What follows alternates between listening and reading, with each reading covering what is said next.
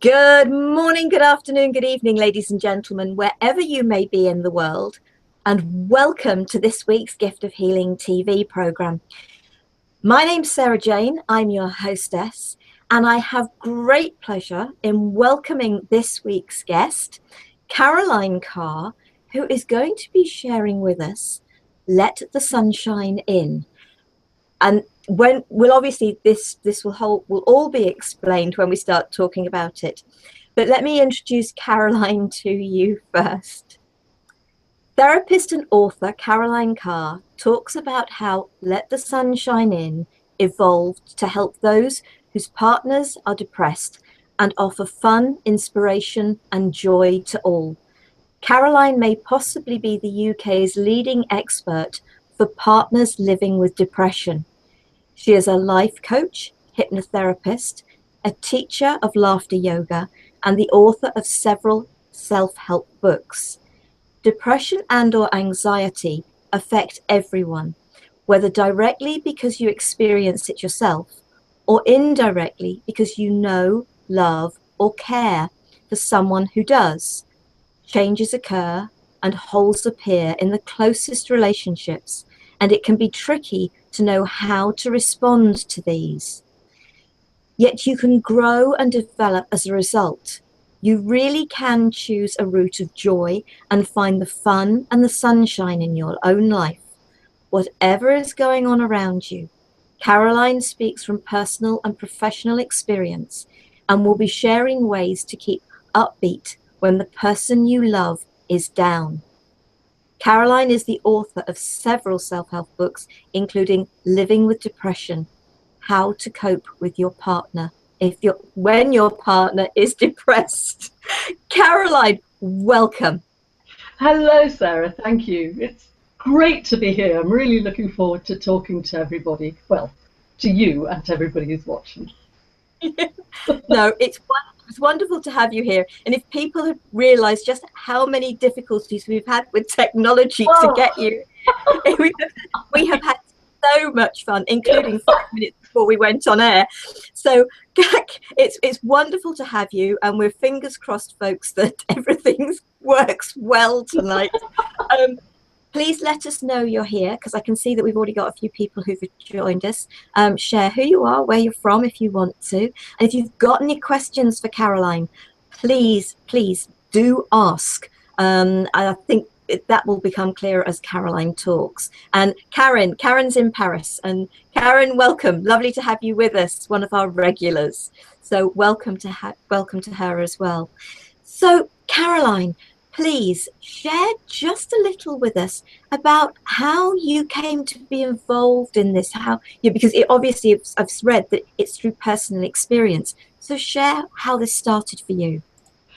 Well, many years ago now, actually, my husband became depressed, and it was a real shock. I mean, we just moved, everything was new, and he just was unwell. I knew nothing about depression at all. And because, I'm quite an upbeat sort of person, didn't really have any time for anybody who said they were depressed, because I thought, well, that's rubbish, you know what you're talking about. But my goodness, I quickly realised, and it just rocked my whole world, our whole world, I think. And I knew I needed some help. I asked the doctor for some counselling, and he said, well, actually, you can't really, because the counsellor's seeing your husband, and it could be a bit of a conflict, and for whatever reason. So I remember thinking, well, what do I do about this? And I realised at that point that there must be millions of people. If I was having trouble, there must be loads of people going through something similar. So I wrote a book about my experience, which you've mentioned, Living with Depression. It used to be called Living with the Black Dog. And I also started a website, which was called mypartnerisdepressed.com. And that was fine. It had a blog, which was like a forum, really, and bits and pieces. But, one day I woke up on a beautiful grey summer's day, and it was cold, and I just thought everybody needs some sunshine in their lives. So I kind of rebranded to Let the Sunshine In. And plus which, it was really important to me, my daughter said, you need to have lots of sort of upbeat stuff for people as well, because people kind of just need that comfort. So now, I mean, I have a load of fun with it because it's for everybody really, the website, and there is a huge forum on there for people whose partners, specifically whose partners are depressed. So yeah, and I give talks, and I love the whole thing. It's really interesting, and I, as a laughter yoga teacher, because that was another thing. I decided, oh, I need some laughter, and I googled it, found laughter yoga, and became a teacher of that. So I have a regular group which I run. But it's all about having fun, really. You know. Oh, absolutely. And regardless of what's going on in your life, it's about having some fun. Uh, Yes. so, sort of great. Just a couple of people. Dawn in Brighouse is with us, and John in Afghanistan is with us. And John's another friend of mine. So, John, welcome. It's lovely to have you with us, folks. It really is. Thank you for joining us. So, okay, you got started by doing this. In respect because of your own husband's depression. Hmm. So how has it helped you? And actually, I suppose in some respect, by helping you, I'm assuming it actually helped him. Uh, I don't know because he was one of the people that kind of got better on his own, really. He was one of the rare people, I think, whose depression just seemed to lift by itself. And you say it would help him, but this is the thing: when your partner's depressed, it's you're kind of on two separate journeys. And I'd just like to point out at this stage that if anybody watching this is depressed themselves, please don't use anything that I say as a stick to beat yourself with, because depression is absolutely horrible. There's no doubt about that. It's completely overwhelming. And to a large extent, the person can't help their behaviour. They're not really in control. There's a terrible sense of loss around depression. It could be loss of faculties, loss of a job, loss of a relationship, and just a loss of identity, really. And a person can feel like their life's just out of their control. Where have their feelings gone? So I think writing the book, actually, I think probably did help me a lot more than I realised. And I would recommend that anybody just jots things down as they go along, because actually as you write things out, you kind of get stuff out of yourself, out there, which makes a big difference. But I think because I love working with people, I'm so interested in how other cope, and I get inspiration from other people. To me, it's all fun and it's all help. Well, it's not all fun because when people are talking about being miserable and everything, of course it's not. But it's just a lovely thing to do, and it's lovely to know that people share. That are kind of everybody's in it together. I love to be able to help people to understand that depression and mental health issues in general are absolutely part of life. They're part of life, and mental health charities and things now are doing a great job about getting the word out there. That's the wonderful thing. So we need to kind of embrace it as just a part of life. Everybody's affected somehow. It may be somebody, it may be you directly, or it may be somebody that you know or love. But the thing is, when it's a family member, and particularly when it's your partner, it's very, very tricky because, particularly with partners, because you have this unique relationship. I mean, in the West, we tend to choose our partners, and we choose our partners for a whole range of reasons. But, the companionship, the fun, the great sex, the emotional support, all of those things, depression eats away at those. And so you kind of become separate, and you are on separate journeys. And I think it's really important to understand that, because it doesn't mean that you can't still have a relationship. It's just that you're in a very different place from the non-depressed partner, from the partner who's depressed. Yeah. And I suppose that what could happen is that it create, and I've got a feedback, and I'm hoping this isn't too bad on the replay, that it could actually bring depression of a sort, anxiety of a sort, to the partner who's not Mm. depressed. Yes, absolutely. I mean, of course it does, because it's tremendous stress. It's huge. It's ongoing stress. This is the thing, and it's that's why it's very, very important that the non-depressed partner starts to learn to take a step back and to look after themselves. You see, it's a bereavement. The person who's depressed is going through a bereavement for themselves, really, in many ways. You know, for everything they may not realise that they are, but it's sort of everything that they've kind of lost about themselves. But the non-depressed partner is really going through a bereavement for what they had or what they've bought into in the first place, as depression's kind of eating away at all these different elements, and also for what could be. And you know, there's a bereavement process. We most people, I think, probably heard of the 5 stages of grief, which a Swiss psychiatrist, Elizabeth Kubler-Ross, designed for people who are terminally ill to help them to come to, and their families, help them to come to terms with that. And I've adapted that specifically for partners, because the one thing that partners get more than anybody else, I'm absolutely convinced of this, is emotional shocks, because the behaviour of the depressed person can range from very sad and tearful to utter hostility. And the hostility and the horribleness that partners can be subject to is something else. And I bet there's people nodding right now as I say, it's just awful.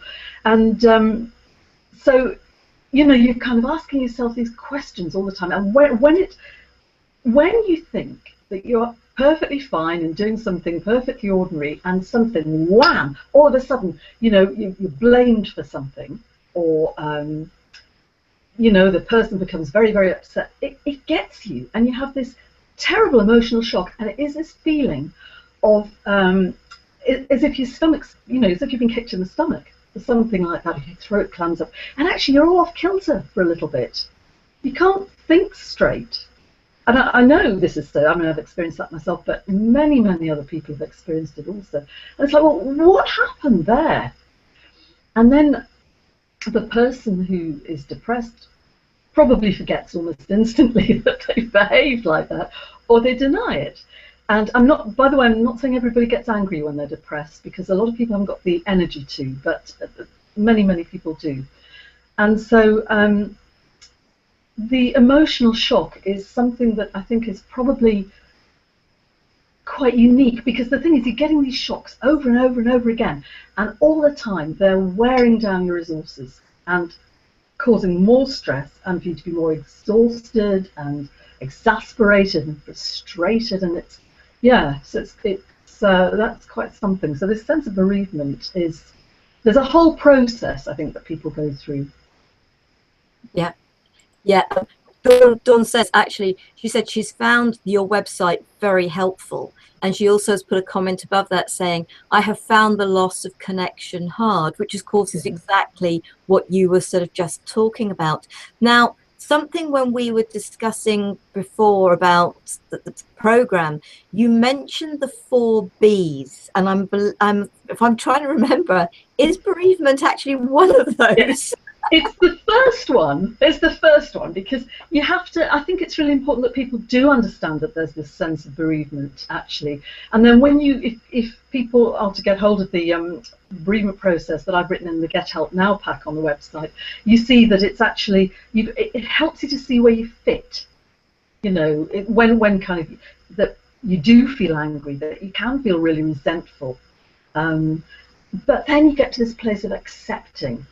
And that's a good place, because then when you can accept that things have changed, basically, and it is what it is, and it's not your fault, it isn't your fault, you've no reason to feel guilty, then you're in a good place to start to kind of make adjustments to the way that you live your life, or the way that the pair of you live your life.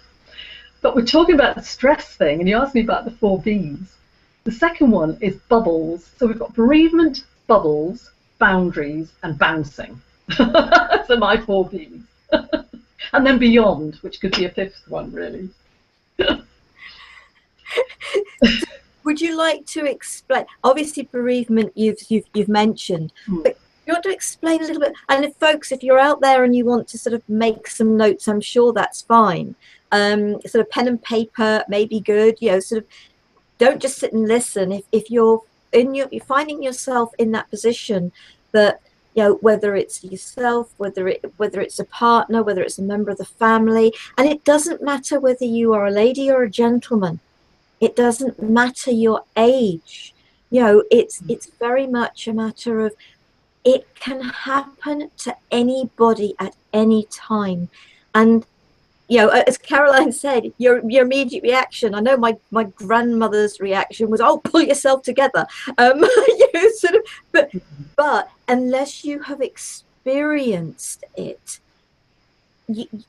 whether it's actually within yourself or with someone so close, and you think that something has changed, something isn't right. I can totally appreciate it's very, very difficult to understand. But I think, sort of having something that somebody, there's a group of people, there's a whole load of people that you can share with, that you're going to be seeing and hearing from them, that they're experiencing almost exactly what you are. I think that's got to be a huge support for people. Well, I think certainly it is. I mean, the forum, people, do get great benefit from the forum, and it's important to share.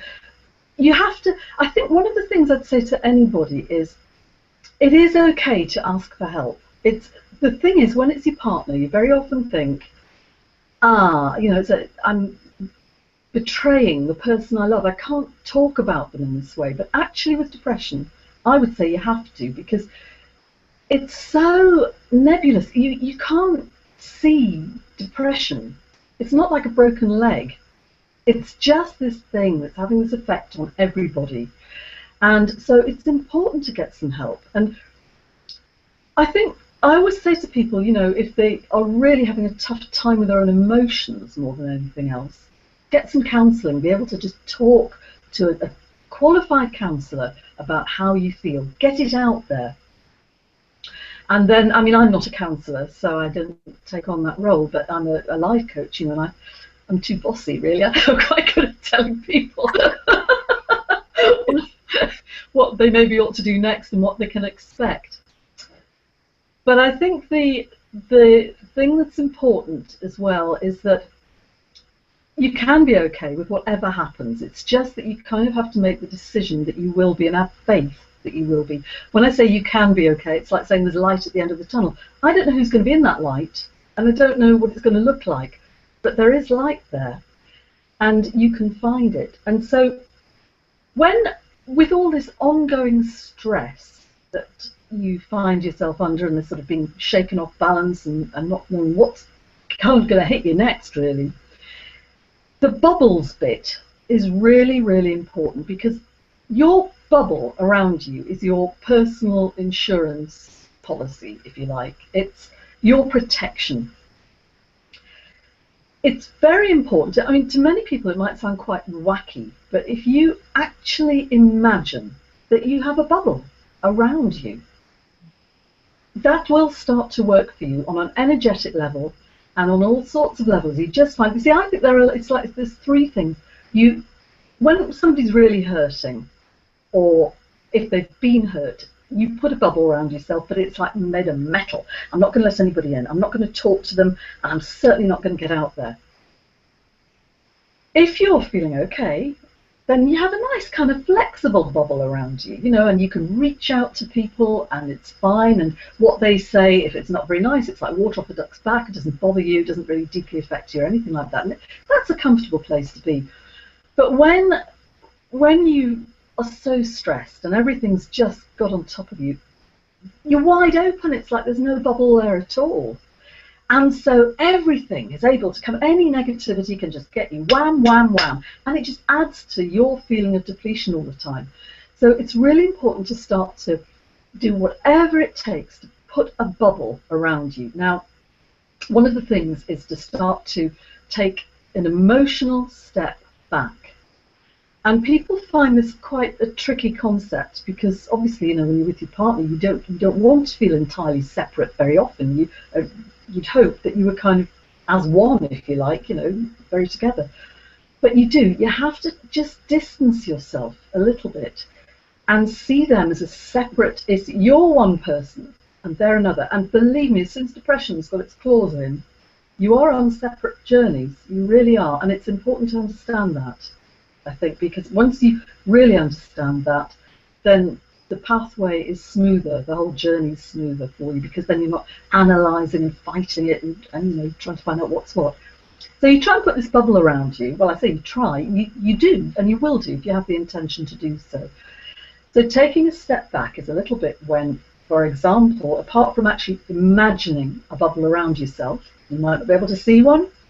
It might be that you sort of imagine something vibrating around yourself, but it's a protection. Or it might be that you step into a cloak, and an imaginary cloak, every morning, and zip it up so that you're completely sealed in, and you think to yourself, this is me, I'm okay.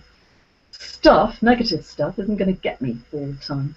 And even if you don't believe it, just do it, because the more you do it, the more you send the message to your subconscious mind that actually this is what you intend to do.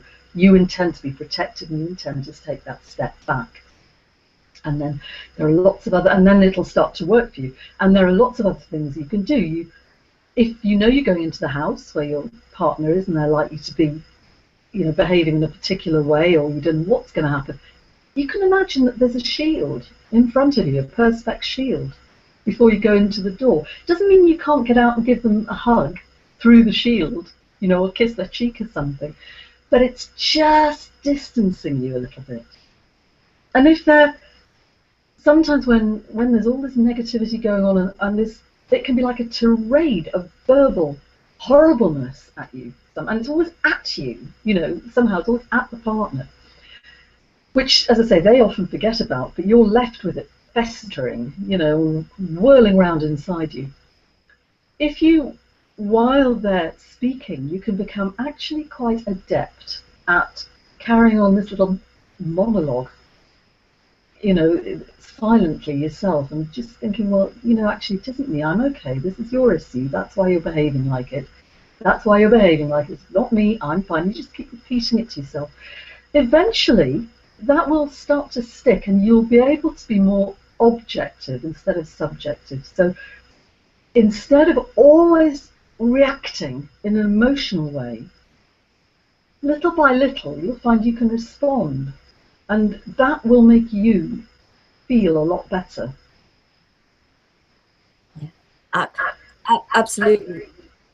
I'm listening to what you're saying, and it's exactly what it is. It's your stuff, not mine. It's what's going on in your head, your emotions, your feelings, because you're not your true self at the moment. It actually doesn't have anything to do with me. You're not actually saying this to me about me. It's just what's going on with you. And it will, and I suppose if you can get your head wrapped around that, you are protecting yourself from taking on board their issues, making it feel like it's you that's at fault when nobody's at fault, because I'm not going to attribute fault here at all. It's circumstances, it's a condition, and it will help your relationship when things go back right again. Yes, and actually you've raised a very important point there, Sarah, because you said when things go back right again, and actually one of the questions that everybody has is, how long is it going to go on for? Well, it's like how long's a piece of string, actually, because this can go on for a very long time. And also it's, I want the person I started out with back. I want my husband back, I want my wife back. I think it's important to understand that when somebody is depressed, even when they're better, they're still going to be frightened, really, that they could ever feel like that again. And there will be changes. it sounds like I'm being very blunt here, but it's true that there are changes, and those changes, you might get glimpses of the old person. What happens is, in my experience, that when depression gets its claws into the relationship, there might be a crack appears in the relationship, and as the person gets better, that's sort of papered over, and you're fine again, and perhaps the relationship's even stronger as a result. Or that crack might become a gap that widens, and you find that your partner's going along on one side with their depression, and you're kind of going along on your own side not being depressed, and it's hard to communicate because you're in different places. You're not on quite the same wavelength, and you're seeing life from your view of the world, but theirs is coloured so much by depression that they've got a different view of the world. And so they're them getting back to the view of the world that they had before this really, really profound experience is possibly unlikely, and then that might well colour their behaviour in the future. And it doesn't, I'm not saying it has to be a horrible thing at all, but it's the fact of the matter. And you can, as the non-depressed partner, you kind of can learn to adjust that and live with that, and it can be absolutely fine. But then, of course, the third one is sometimes that the gap becomes a chasm, and then people go their separate ways. But in my experience, the gap, the middle one, is actually the most common, to be honest. And everybody has to then decide and choose what works for them and what's right for them. And you've mentioned two of the B's, bereavement and bubbles. So boundaries. Where do you go from there? Boundaries, yes. Well, I mean, it's all tied in together. And the boundaries is just about getting clear in your head about what you are and are not prepared to accept. It's that simple. It sounds very simple, but of course these things are tricky to put into place, and this is really where people need a bit of help sometimes. Maybe you don't know what your boundaries are, but for example, and I do quite a lot of telephone support, and quite often we talk about boundaries at some length because people aren't quite sure what their boundaries are, and then we realise, well, perhaps is it about being always texted at work by somebody who needs lots of reassurance, as an example. And so I always say to people, have a sheet of A4 paper or a notebook or something, and just keep adding to it. What you could do, I'm sure people have got their own ways of doing this, but is start with, I will not allow, and then put what you won't allow to happen. Because by writing it out, and not typing, writing is different. It has a whole different effect somehow. Just by writing it out clarifies in your own head what you will and won't accept. So if it is that my husband shouts at me regularly, I will not allow my husband to stand there shouting at me. So write it down. Once you've got a list and you keep adding to your list of boundaries, it becomes crystal clear, and that helps you to take a step back as well and to become more objective. And then something which we won't go into now particularly, but there are ways of enforcing those boundaries, if you like, in a gentle way. There are many, many ways of doing that. And these are skills which take practice. They do take practice. But the thing is also, you see, your partner doesn't need to know exactly what your personal boundaries are, because it probably won't mean anything to them. It's you that it has to mean it to. But by starting to put these in place and making sure that they're not overstepped, then you help your partner enormously, because you're giving them some structure, which, when a person's really depressed and overwhelmed, the structure just goes and everything just kind of merges in together. So I hope I'm not speaking out of turn. If anybody's experiencing depression and I'm not describing this accurately, I'm sorry, but I do know that the depression is different for everybody. So I'm just talking on what I know. And so by saying, for example, if you are going to keep on talking to me like that, I will leave the room. Oh, you wouldn't do it quite in that way because there's much more subtle ways of putting it. But eventually they'll kind of get the message, even if they don't appear to be hearing it, that they'll know, oh no, I mustn't do that because this is what's going to happen. And actually probably be quite grateful without even knowing they are. But there's lots of ways of putting those boundaries around yourself. But it's important, the bubbles and the boundaries, because it's all helping to build your resilience up and helping you to get stronger. That's the thing. And and boundary. I mean, we're talking about this in respect of depression, but boundaries are essential for everybody. Yes, they are. Yeah. Absolutely.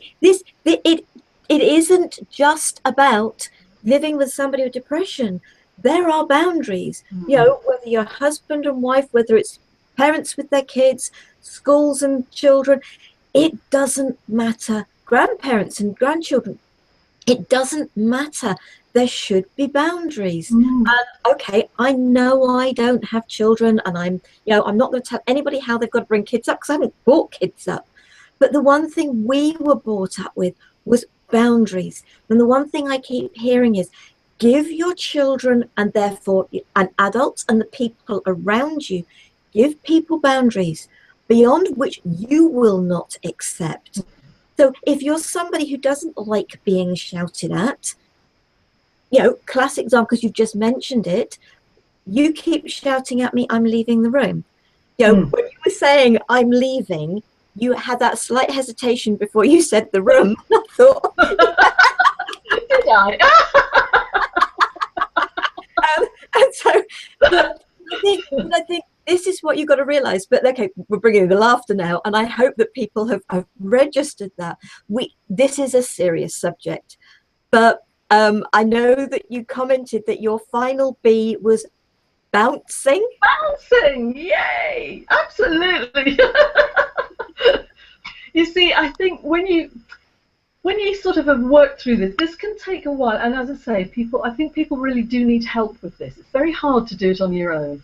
You kind of need a bit of help to work out some of the boundaries and how to do your bubble, because these are skills to practice. The ways that you say things and the kind of the language that you use to yourself as much as anything else. But once you've got to a place where you feel right, anger sometimes can make you think, right, I'm going to do something about this. Or it might just be that you think, well, okay, it is what it is. My partner's depressed and I actually realise I've got my life to live and I am going to live it. You look for ways to bounce, to keep yourself chirpy and bright. That's all it is. It's about looking after yourself and letting yourself find the positive as much as you can in whatever situation, even whatever negative situations you're in. So, I mean, for example, I do actually use a rebounder quite often to bounce because I like bouncing, and it makes me feel good. I'm sure people I know that are sitting watching this will be thinking, yes, I can believe it. But it is. It's actually a really good exercise as well. I mean, and it gets you breathing brilliantly, which is important, as does singing, which is another thing that I do personally. I love to sing in a community choir. And the laughter yoga, which is a fantastic way of just keeping your spirits up as much as the other health benefits that it gives, and making sure that you're breathing. You see, the thing is, when you're feeling down as well, if you think, it becomes this kind of shrinking inwards sort of thing, and you probably aren't really breathing properly a lot of the time unless you're doing some sort of exercises. So anything that's going to help to settle and ground you and give you time for yourself and let you breathe deeply and play and have fun and just forget about everything for a few minutes. All the activities I've mentioned actually, and I know everybody will have their own special things, but they do lift you out of yourself. Even if it's for an hour, it makes a difference, and then you go back to the situation with a fresh perspective. And it's wonderful. Brilliant, brilliant. I know we were talking before and the word hasn't cropped up yet. Selfish. So I'm going I'm going to let you, because we know I know there was other things, but I'm going to let you bring that in because we've got about 10 minutes left. Uh, Okay. and folks, if you're there and you've got any questions for Caroline, please do ask them now. Then we can hopefully make sure they're answered before the end of the program. But come on, selfish, because Selfish. I know selfish, and the minute you use the word selfish with so many people, there's an understanding of that world that some of us have a totally different understanding now, but the understanding we've been raised with is Mm. one of being mean, thoughtless, and various other thoughts around that. Yes, and it is a tricky one because as you said, people are taught to be selfless, and maybe, especially women, maybe it's a thing that comes as a generational thing, and it's kind of passed on somehow. I mean, of course, it's important to be very compassionate and to help other people, but not at your own expense, not at the expense of your own health. I can't stress that enough. When people's partners are depressed, very often, depending on the sort of person you are, but a lot of people who they just want to fix it for their partners. It's like, if I could just, and they're irritated because why can't they? Why can't they get better? And then they're blaming themselves, and it's all of this stuff going on. And at the same time, they're saying, but I can't, I mustn't be selfish. I've got to give all the time, and give of myself. And well, you can do that to a certain extent, but this is why you have to take a step back. It will burst your bubble completely if you continue to be entirely selfless. It's absolutely fine to be selfish with compassion and kindness. Always have compassion and kindness. Do it for the best reasons. The word selfish in my book means taking care of your own needs, because as a human being, you have rights, you have value, and you must look after yourself. And you know what? Looking after yourself and taking care of your own needs means that you're going to be much more help to your partner, because you'll be okay and you'll be in a more balanced, comfortable position instead of just a worn out rag. So I believe it's okay to be selfish, but with compassion and kindness always. I think it's that old term, isn't it? Tough Mm. love. And tough love, folks, tough love is actually almost the best love you can have for anybody. What is right for you is right for those people around you. The more you do for others, the less they do for themselves, the less chance they've got of growing, and the less chance you have of growing. Of course, there are occasions when it's okay, it's not to the detriment of me, but it's totally the right thing for me to do that for you. But if you've got somebody, whether it's a work situation, whether it's a home situation, whatever it is, somebody is constantly coming to you and saying, how do I do this? Eventually, you've got to turn around to them and say, I've shown you. And we're all classic. Oh, come on, I'll do it. It's quicker if I do it rather than I do it with you. Don't. It is not quicker. It is not quicker. Get them to do it for themselves. Be strong with people with love.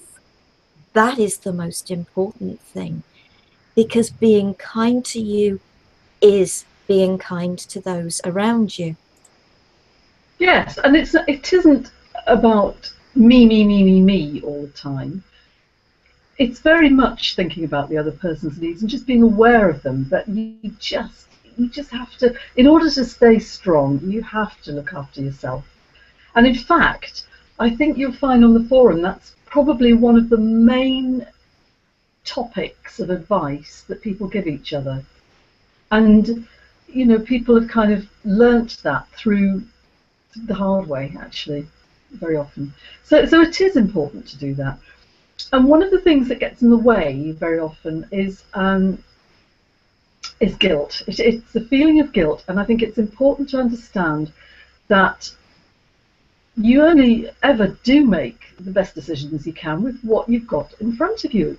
You know, the information you've got.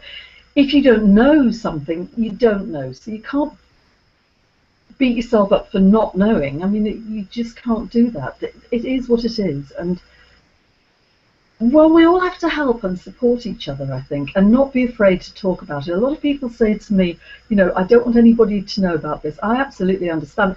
When I was in my 20s, I had an anxiety disorder, and I didn't know what it was at the time, but my poor husband, I made him swear not to tell anybody because I felt so ridiculous, and I felt like such a freak. But of course, you know, now the best thing you can do is tell somebody and share your concerns in situations like this, because you'll get support then, and you'll get help, and you'll get other people's perspectives, and get professional help. That's really important, to get some proper professional help with people who are very au fait with dealing with these things. Yeah. And you know, that's it's you have, and people, if they say, well, I can't afford to get, you know, I can't afford to go privately to see a counsellor or something like that, because there's obviously, depending on where you live, there could be very long waiting lists with a health service. But somehow you'll do it. You'll find somebody that will be able to help you, probably when you're least expecting it. But just have the intent to get the help, rather than dismissing it. You know, be selfish enough to think, actually, I need this. I've got to have it, and I will have it, and it'll appear somehow. You might meet somebody who really understands the situation, who can help you. You know, and doesn't want any money for it. It's one of those things. Yeah. Yeah. We've got a couple of questions. So I hope they don't mind me mentioning their names. Mind you, it's with my first name. So anyway, Dawn says, how do you get rid of your own anger at the situation? And I wonder, actually, I know she's using the word anger, but I'm assuming that actually one of the biggest things that comes in is probably frustration. Actually, it's resentment. It's resentment. Anger's a good thing, Dawn, because it does galvanise you into getting some help. It definitely does. It's when it turns into resentment. Resentment is poison, because it just keeps popping its head up. Even when you think you're fine, suddenly you're thinking, ugh, you know, and it gets you. There's lots of things. I think you can talk about it with somebody who can help you, but you know, you have to be careful. The more airtime you give to this, and the more kind of a time, energy, and attention, tea, if you like, that you give to all this, the more it kind of gathers momentum. So I think one of the biggest tools is actually being grateful for what you have. That it's a skill in itself, learning to become grateful on a continual basis. But I believe that there's evidence that shows that it actually has quite an effect on the brain, being grateful. And it's not just about saying, oh, you know, I'm grateful for this, I'm grateful for that. You really have to try and get to a place where you can feel it. So just really think about the kind of the details of your life, the tiniest things.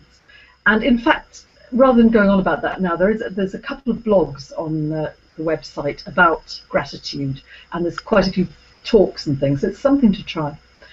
And you'll find what happens with that, though, is that eventually you begin to feel more kind of settled. Gratitude does settle your emotions.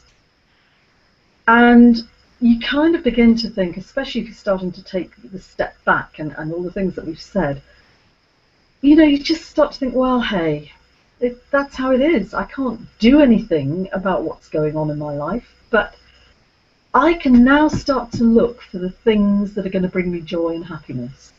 So if you think of that word T, time, energy, and attention, if you catch yourself when you feel, I'm wanting to throw something, or just kind of bitter, think, hang on a minute, stop it. let's find something that I love to think about. I suppose it's mindfulness in many ways, but I would think of something like perhaps find a flower or a picture and look at it in great detail and spend time thinking in great detail for about a minute about everything that you love about that. Write it down. That gives it more power. Say it to yourself. The more you do all of these things, which sound a bit sort of airy-fairy, I know, but they have a massive effect. They really do. And yeah, resentment is a tricky one, but once you've kind of got into the swing of just noticing it and noticing when you're getting into that negative place, there are actually a lot of things that you can do, quite a lot of exercises that you can do to help yourself. And if you do them and you're strict with yourself, they'll work for you. Excellent. And Christina says, I have often wondered if I've held their recovery back by just being there all the time. Ah, that's interesting, because there is definitely, we were talking about being selfish before, by being too selfless, you can enable the behaviour to continue. And so sometimes just the fact that you're being there and being you almost enables it to continue sometimes. But I think I kind of need to know more about that, really, I think, to be able to answer it properly. But it's an interesting one to bring up. It's good to get away sometimes, actually, and it gives your partner space, or for them to get away, and because to have that space is really important. But sometimes you just think, well, just the fact that I exist seems to be the problem. No. But the thing is, somebody is going to get that fallout somehow. Unfortunately, the way that it works is that the depressed person might appear to be fine a lot of the time. It's taking a huge amount of energy for them to be fine when they're at work, and it's almost like a mask they're wearing, or with other people. But as soon as they get to you and they're back in their familiar environment, and there's a person that they feel safe with, then it all comes out, and that's when the fallout, all this horrible behaviour or this very negative behaviour can happen. And so I don't know. I don't know what the answer to that is. I think it depends on each circumstance, really. But do be aware of enabling, because I think that is something that a lot of us do without realising we are doing. And it's just like you were saying, Sarah, as well, about doing everything for somebody. It's not helping, really. But then again, sometimes when people want, some people are very, very solution focused, and they want to get things fixed and sorted, but it's never going to be like that with depression, ever, that things get fixed and sorted and put into boxes. It just doesn't work like that. But I've forgotten what I was going to say. I've completely forgotten. Never mind, it's probably, it'll come back eventually. I think I've made my point. That's brilliant, and and Dawn says thank you, and Christina, I'm sure that that Caroline would be very happy. Go to, if you're not aware of the website, it's www.lettingthesunshinein.com. So do go to Caroline's website. I'm sure you can communicate with her through that. Caroline, thank you so much for joining us, folks. Do go and find out more, especially if you are affected by this or know somebody who is, because whereas there tends to be the support for the person who's depressed, as with most things, it's the person who's got to cope with that isn't supported. And this is what Caroline has sort of put into place for people. So please do investigate that. Caroline, thank you. And we are slightly over time. Any final sort of comment that you'd like to share with folks? I think the main one is that you can be okay with whatever happens next. You really can. And please go to the website and look also for all the fun and the laughter that's there. There's a laughter library, so that should give you a bit of a boost sometimes. And there's lots of things to look at to kind of give you a lift if you're feeling fed up. So, and also know that you're not alone. You are not alone. There's always support for you. So I wish everybody well. I really do, because it's some journey. It sounds it. It really does. Caroline, thank you so very much. And Christina says thank you as well. Thank you, Christina. Yes. I think we've possibly been communicating via email, and I just want to say thank you, because if it's the same Christina that wished me words of wellness before I came on this program, I'd like to send a big thank you, because it meant a lot, actually. Excellent, excellent. So thank you for joining us. Thank you for sharing. You've shared some wonderful information. So I hope people, whether you're watching this via the YouTube video, the replay, whether you've been here live, and feel free to share it with others that may need it. This is what it's here for. This program is done for you folks, for the viewers. It's not done for myself and for Caroline, for all my other guests. We are here to share with you, to support you, to support yourself. And I think that's what this is all about. So thank you for joining us this week, Caroline, and our viewers. And to let you know that next week we are having a panel discussion, probably quite a good step on from this one actually, about ME, chronic fatigue syndrome. And I've got a couple of guests, Vanessa Honeyborn, who is a homeopath, also works with vitamins, minerals, and I believe it actually is a friend of Caroline's, because it was Vanessa who introduced us. Yes, yes. Also, Do watch that. I have Jennifer Barnes-Hill joining us. Now, Jennifer has joined us in respect of massage, but I do remember reading something that she did on Facebook saying that she also works with people with ME.